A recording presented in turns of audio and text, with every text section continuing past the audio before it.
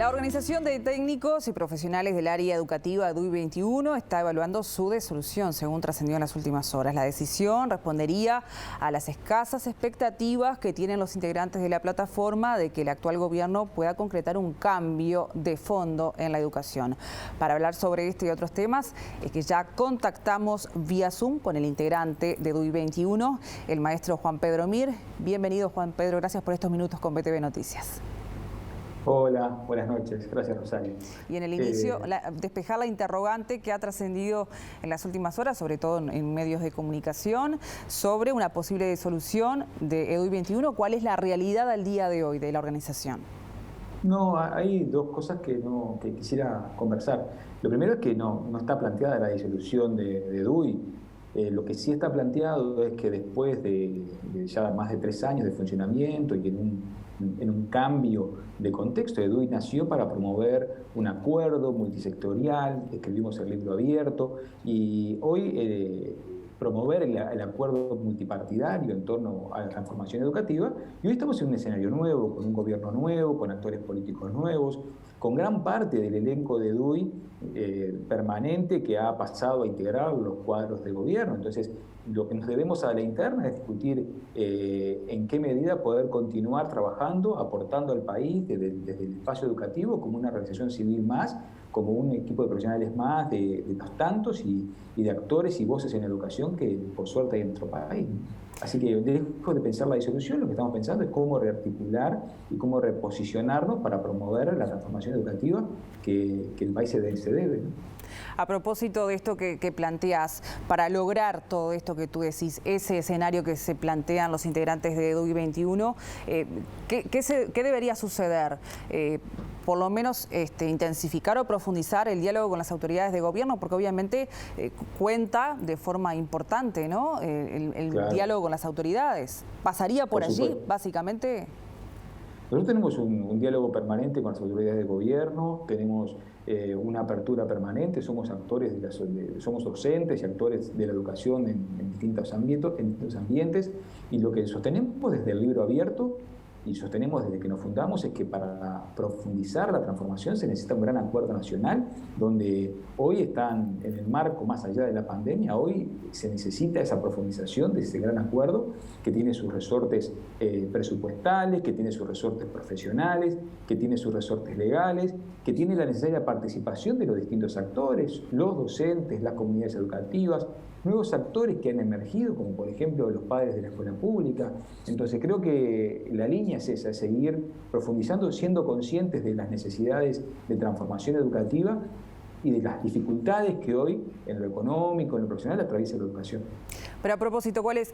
Diálogo hay, se espera un acuerdo nacional, se espera que se dé esa transformación educativa, pero en definitiva ese planteo, ese reclamo es de recibo por parte del gobierno. ¿Ustedes ven que hay proactividad para llevarlo a la práctica? Porque una cosa es que el diálogo esté y otra cosa es que realmente ustedes vean mensajes de que eso puede estar encaminado, más allá de que fue un año especial el 2020 y vamos por el mismo camino, por lo menos ahora en este 2021, las clases se inician en el mes de marzo ya. ¿Y qué va a suceder? ¿Realmente hay pautas de que todo esto vaya camino a eso o realmente se ve muy lejana la posibilidad de la transformación educativa?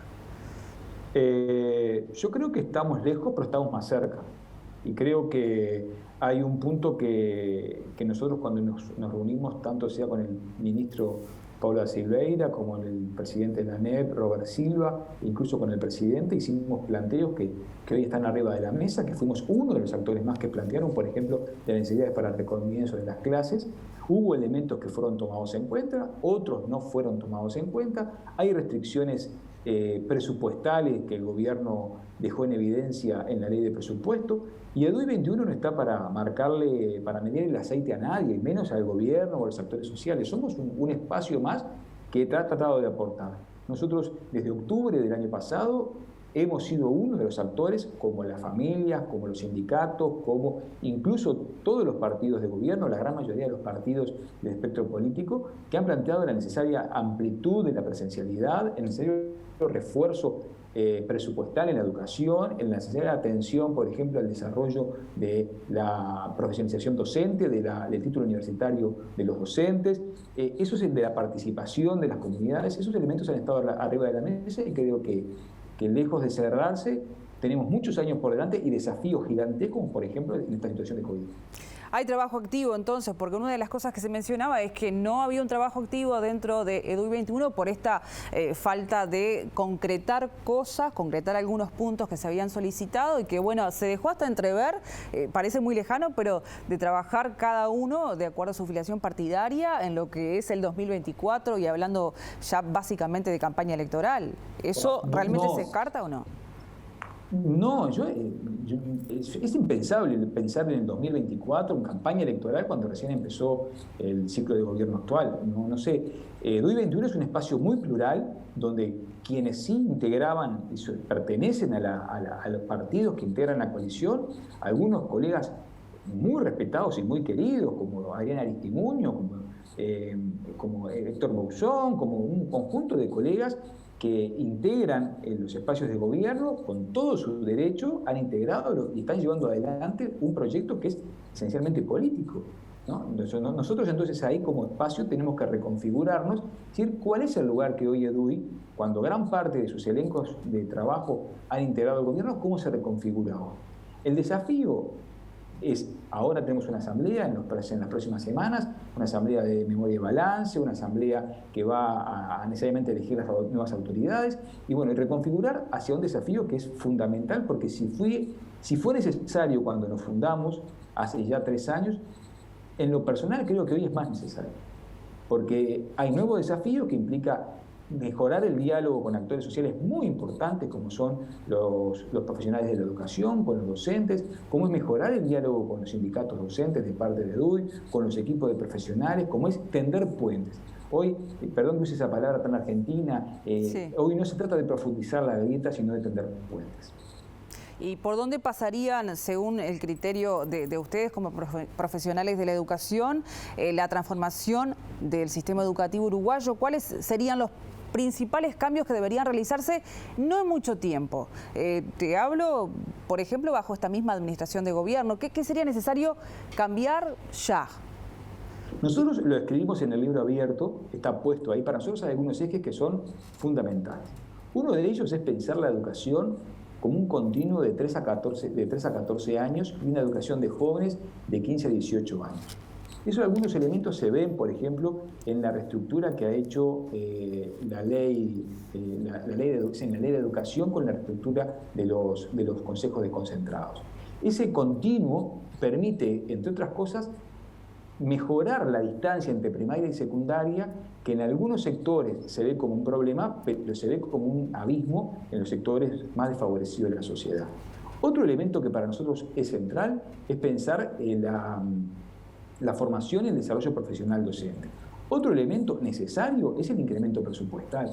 Nosotros hicimos evaluaciones antes del actual periodo de gobierno, donde la transformación educativa demandaba, antes de la pandemia, por lo menos un 1% del PIB. No se puede ahorrar en educación, no hay camino posible, y menos en este contexto de pandemia.